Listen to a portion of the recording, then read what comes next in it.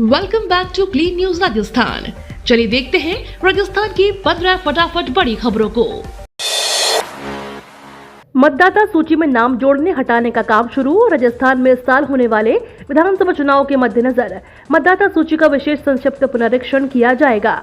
मुख्य निर्वाचन अधिकारी प्रवीण गुप्ता ने बताया कि मतदाता सूची में नाम जोड़ने, हटाने या संशोधन के लिए बीएलओ का गुरुवार से घर घर सर्वे शुरू किया गया है, जो 23 जून तक चलेगा और सभी पात्र व्यक्तियों का नाम मतदाता सूची में जोड़ा जाना सुनिश्चित करेंगे। अंतिम मतदाता सूची 4 अक्टूबर को प्रकाशित की जाएगी। जून की गर्मी में गरमाएगी राजस्थान की सियासत, भाजपा ने बनाया ये प्लान। मोदी सरकार के 9 साल पूरे हो रहे हैं, साथ ही इस साल राजस्थान विधानसभा चुनाव और अगले साल लोकसभा चुनाव होने वाला है। इसके चलते जून का महीना राजस्थान की सियासत के लिहाज से महत्वपूर्ण रहने वाला है। विपक्ष यानी भाजपा ने इसे पूरे महीने का प्लान तैयार किया है। पार्टी सड़क पर भी उतरेगी और सोशल मीडिया कैंपेन के जरिए भी सरकार को घेरेगी। साथ ही प्रबुद्ध जनों का सम्मेलन कर जीत की रणनीति भी बनाई जाएगी। इस दौरान केंद्रीय नेताओं के राजस्थान में प्रवास होंगे। पार्टी की ओर से जो प्लान तैयार किया गया है, उसके तहत दौसा और नागौर संसदीय क्षेत्र में केंद्रीय मंत्री संजीव बालियान, विधायक सतपाल सत्ती, प्रभारी राजेंद्र गहलोत और राम कुमार वर्मा प्रवास करेंगे। जून में जारी होगा 10वीं राजस्थान माध्यमिक शिक्षा बोर्ड का रिजल्ट। राजस्थान माध्यमिक शिक्षा बोर्ड के 10वीं की कक्षा का परिणाम जून के पहले सप्ताह में जारी हो जाएगा। यह जानकारी शिक्षा मंत्री बीडी कल्ला ने गुरुवार को शिक्षा संकुल में 12वीं का रिजल्ट घोषित करते समय दी। बीडी कल्ला ने 12वीं के सभी विद्यार्थियों को बधाई दी है। साथ ही उन्होंने परिणाम में कम अंक लाने वाले विद्यार्थियों से कंपटीशन के इस दौर में विफल होने पर और मेहनत करने को कहा। उन्होंने बताया कि गवर्नमेंट स्कूलों में भी अच्छा परिणाम दिया है। राजस्थान हर क्षेत्र में आगे बढ़ रहा है। राजस्थान ने कई विश्व रिकॉर्ड बनाए हैं। प्रभारी रंधावा का बड़ा बयान, कहा सचिन पायलट ने कांग्रेस को नहीं सरकार को दिया अल्टीमेटम। राजस्थान से लेकर दिल्ली तक एक बार फिर सियासी हलचलें तेज है।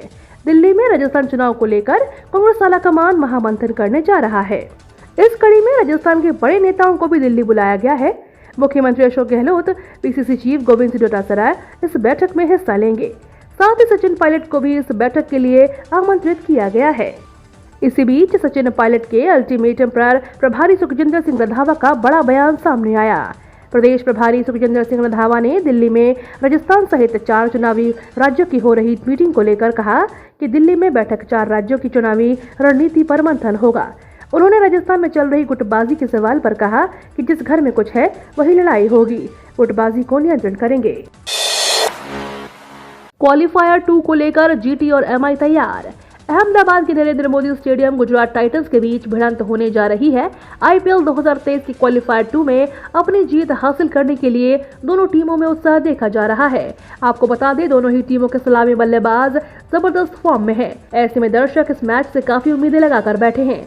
इतना ही नहीं, दोनों टीमों के समर्थकों में इस मैच को लेकर खासा उत्साह देखा जा रहा है।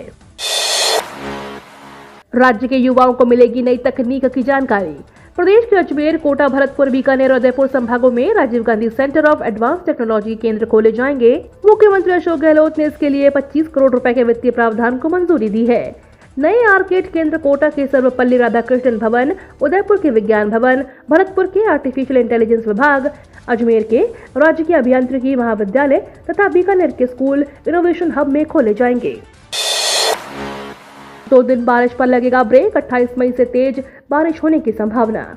राजस्थान राज्य में पिछले 24 घंटों में अच्छी बारिश हुई है। दरअसल राज्य के कुछ हिस्सों में टेनिस बॉल के आकार की ओलावृष्टि दर्ज की गई। बुधवार सुबह 8:30 बजे से पिछले 24 घंटों के दौरान सीकर में 39 मिलीमीटर, अजमेर में 35 मिलीमीटर, बीकानेर में 26, जयपुर में 21 मिलीमीटर बारिश दर्ज की गई। केवल जैसलमेर और बाड़मेर की सीमा चौकियों पर ही वर्षा नहीं हुई। आज यानी 26-27 मई को कुछ हद तक बारिश की कमी के साथ ब्रेक होने की संभावना है। हालांकि 28 मई से बारिश फिर से पूरी ताकत के साथ दिखाई देगी और इस तेज बारिश की संभावना जताई जा रही है।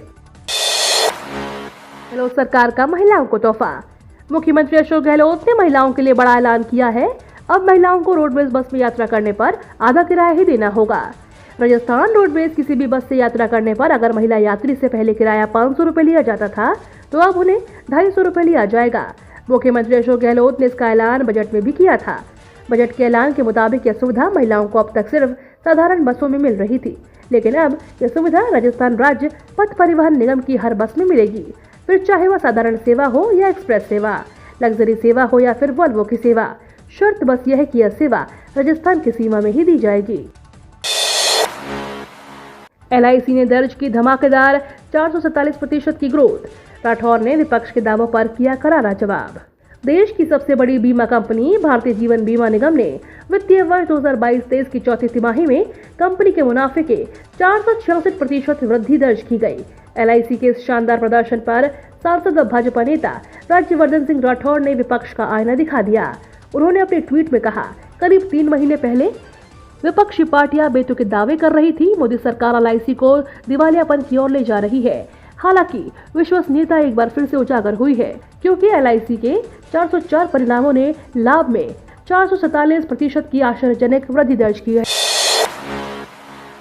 सॉफ्ट हिंदुत्व की राह पर गहलोत सरकार राजस्थान के 593 मंदिरों में फहराए पीली पताका। आमतौर पर भाजपा कांग्रेस पर तुष्टीकरण का आरोप लगाती रही है। इसी बीच अब कांग्रेस खुद को सर्वधर्म सहिष्णु दिखाने की कोशिश में है। चुनावी साल में राजस्थान की कांग्रेस की सरकार सेवा परमो धर्म के माध्यम से धर्म के रास्ते पर है। मंत्री और विधायक पिछले कुछ महीनों से धार्मिक अनुष्ठान करवा रहे हैं। इसी बीच अलग अलग तीज त्योहारों पर सरकार का देवस्थान विभाग मंदिरों में कोई न कोई आयोजन कर खुद को आस्थावान जताने की कोशिशों में जुटी हुई है। राजस्थान में होमगार्ड को मिला बड़ा तोहफा। मुख्यमंत्री अशोक गहलोत ने गुरुवार को होमगार्ड निदेशालय के नए भवन का उद्घाटन किया। इस दौरान उन्होंने बड़ी सौगात भी दी। समारोह में सीएम अशोक गहलोत ने कहा, होमगार्ड के कॉन्ट्रैक्ट को हर 5 साल में रिन्यू किया जाता है। इस 5 साल की अवधि को बढ़ाकर अब 15 साल किया जा रहा है। इससे पहले महाराणा प्रताप की जयंती के मौके पर सीएम अशोक गहलोत ने उदयपुर में वीर शिरोमणि महाराणा प्रताप बोर्ड बनाए जाने की बड़ी घोषणा की थी। मुख्यमंत्री ने कहा था, इस बोर्ड का काम पाठ्यक्रम सामग्री में जरूरी बातें जोड़ने, प्रताप से जुड़े पुरातत्व संरक्षण व नव निर्माण, उन पर लिखे साहित्य का संकलन, प्रताप की ऐतिहासिक वीरता और जीवनी के बारे में प्रचार प्रसार करने का रहेगा। राजस्थान की बेटी अवनी लेखरा ने shooting para sports world cup में जीता रजत पदक। राजस्थान की होनहार बेटी अवनी लेखरा ने कोरिया में आयोजित world shooting para sports world cup में रजत पदक जीतकर एक बार फिर राजस्थान का वैश्विक मंच पर गौरवान्वित किया है। World shooting para sports world cup में अवनी लेखरा ने रजत पदक जीता है। यह वर्ल्ड कप कोरिया में आयोजित हुआ। जयपुर की अवनी लेखरा ने उम्दा प्रदर्शन करते हुए यह कीर्तिमान हासिल किया। अशोक गहलोत के खिलाफ चलेगा आपराधिक मानहानि का मुकदमा। केंद्रीय जल शक्ति मंत्री गजेंद्र सिंह शेखावत की ओर से राजस्थान के मुख्यमंत्री अशोक गहलोत के खिलाफ दायर आपराधिक मानहानि मामले में पुलिस ने अपनी रिपोर्ट कोर्ट में दाखिल कर दी है। राउज एवेन्यू कोर्ट में दिल्ली पुलिस ने अपनी रिपोर्ट दाखिल किया। कोर्ट ने दिल्ली पुलिस की रिपोर्ट को स्वीकार भी कर लिया है। अब 1 जून को मामले की सुनवाई होगी। रिपोर्ट के आधार पर कोर्ट तय करेगा कि केंद्रीय मंत्री की मानहानि की शिकायत पर राजस्थान के मुख्यमंत्री को समन जारी किया जाए या नहीं। आपको बता दें, पिछली सुनवाई के दौरान कोर्ट ने दिल्ली पुलिस के जॉइंट कमिश्नर को निर्देश दिया था कि वो इस मामले की जांच कर रिपोर्ट दाखिल करें।